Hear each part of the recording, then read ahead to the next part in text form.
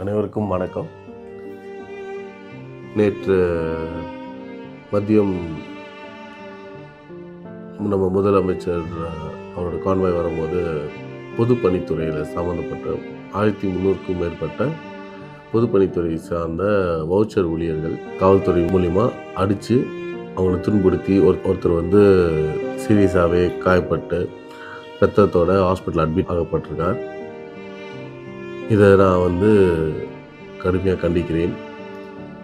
இந்த மாதிரி 10 வருஷமாக அவங்களுக்கு பெர்மனெண்ட் ஆக்காமல் டெம்ப்ரரியாகவே அவங்களுக்கு வவுச்சர் போட்டு அவங்களுக்கு சம்பளம் கொடுத்துட்டு இருந்திருக்காங்க.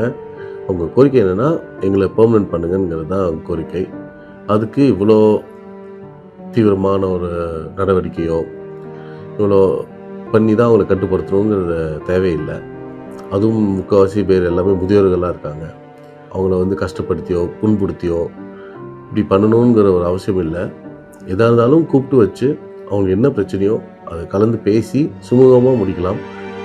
இதை நல்ல விதமாக திரு ஆளுநர் அவர்களும் திரு முதலமைச்சர் அவர்களும் இதை கலந்து பேசி அதுக்கு நல்ல வழிவகுத்து கொடுக்குமாறு கேட்டுக்கொள்கிறேன். நன்றி, வணக்கம்.